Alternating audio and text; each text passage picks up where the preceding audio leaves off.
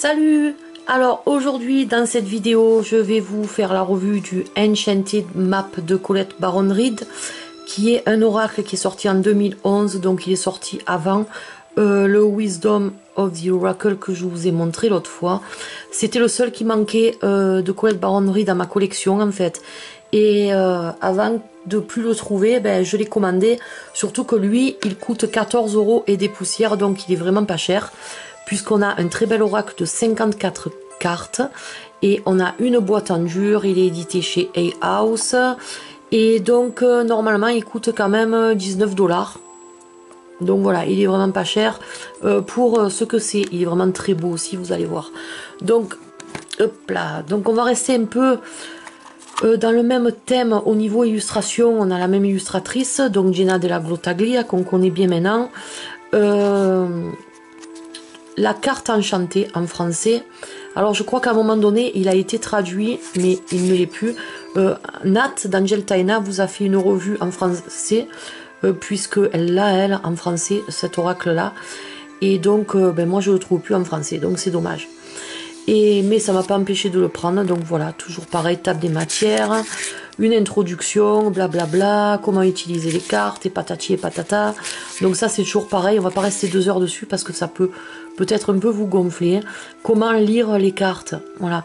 Là, on va vous donner une approche. Si vous n'avez pas l'habitude d'utiliser les oracles, on va vous écrire plusieurs questions que vous devez vous poser pour pouvoir utiliser au mieux cet oracle, et je trouve que c'est assez bien quand même. Voilà, donc les positions des cartes selon comment vous les tirez, et des tirages vous sont proposés à une carte, à 3 cartes.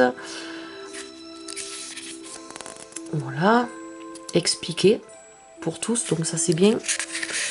Le tirage à 6 cartes, avec toujours un exemple à côté pour vous expliquer un peu le tirage si vous n'avez pas trop l'habitude. Voilà. Donc, ensuite, on va aller au message des cartes. Donc, l'illustration en noir et blanc, le numéro, le nom de la carte, la petite phrase d'affirmation, ce que la carte signifie à l'endroit, donc plus une guidance là, des conseils, et sa signification qu'on va avoir si on la tire à l'envers. Donc ça c'est pas mal pour les gens qui utilisent endroit-envers, et ça pour les 54 cartes,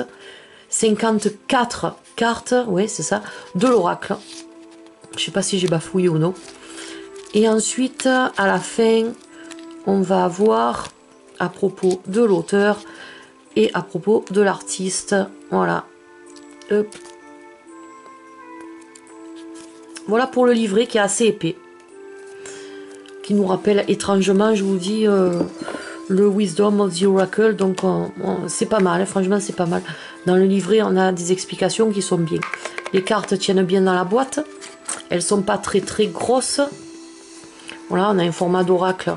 Les personnes qui ont le Wisdom, mais voilà, on va être sur le même format. Donc on n'a pas de cote dorée.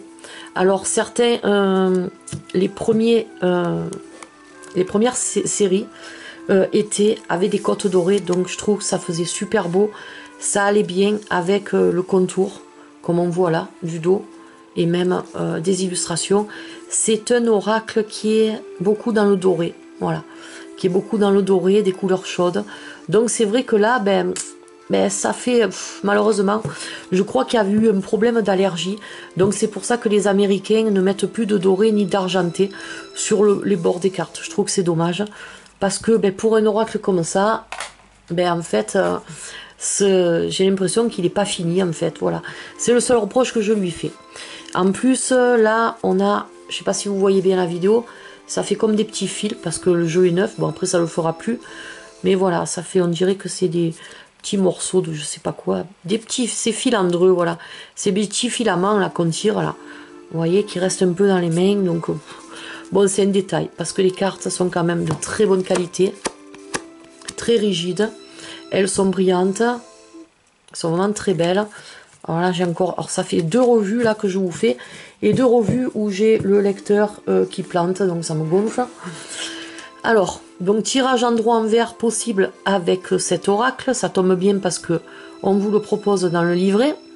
Et on va retrouver une boussole avec donc les 4 points cardinaux au milieu, ce qui est logique puisque c'est une boussole. Et autour, on va avoir les signes du zodiaque. Voilà, avec des cœurs. C'est vraiment un dos qui est vraiment très très joli. Et on va commencer donc, je les ai laissés dans l'ordre puisque je les ai juste regardés comme ça pour vous faire la revue. La collectionneuse d'os. Donc on va retrouver, vous voyez, ces illustrations fantastiques qu'on a de Jenna Della Grottaglia, des photomontages mais très très bien faits. Voilà. Et même si vous n'aimez pas les photomontages, avec cet artiste-là, ça passe, mais à l'as, je vous le dis. Donc là, on a le nom de la carte qui va être dans un parchemin. Et le numéro en haut, pas en chiffre romain, non. Voilà, donc on commence avec la première carte. Alors dans cet oracle, ça va faire comme le Wisdom aussi, on va retrouver beaucoup d'œufs. Donc ça doit avoir une signification pour l'illustratrice, parce que dans beaucoup d'oracles, on va retrouver des œufs, comme ça, de Colette Baron Reid. Donc je ne sais pas si ça a une signification particulière, mais vous voyez qu'on a un travail artistique qui est, encore une fois, très très bien fait.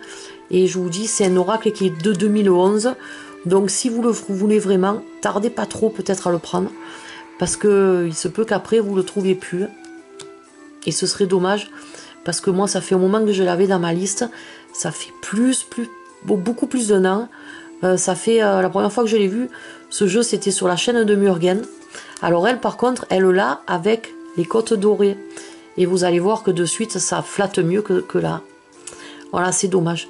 Au cas, je vais acheter un marqueur doré. Vous savez, Posca, ils font des très beaux marqueurs. Et je crois que je vais faire mes bordures en doré. Parce que celui-ci, ben, ça manque vraiment. Alors, beaucoup d'œufs et beaucoup de girafes aussi dans les illustrations de Jenna Della Grottaglia. Là aussi, les girafes ressortent. Mais vous voyez, donc on a un paysage de nature. On a ce petit chemin en forme de damier. On retrouve vraiment sa patte, hein, de toute façon. Là, moi, il y a beaucoup d'illustrations qui me rappellent le Wisdom. Hein. Entre autres, celle-ci aussi. Si vous aimez le Wisdom, vous aimerez celui-ci, c'est obligé. Voilà. On est dans la même trempe, là. Allez, j'arrête de tchatcher et je vous laisse regarder ces belles cartes.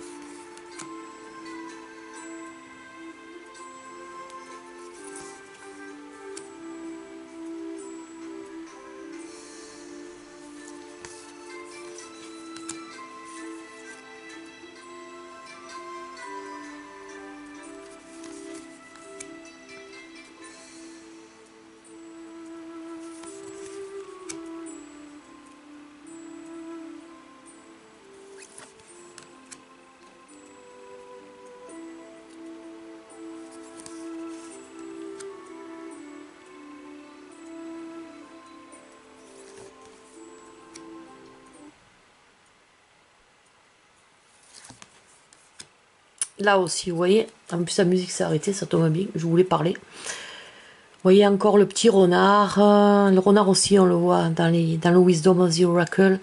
J'aime bien le petit raton laveur, il est trop mignon. Celle-là, c'est une de mes favorites, j'adore. J'adore le regard qu'ils ont, ils sont trop beaux. Voilà, donc il est superbe, hein, il est superbe.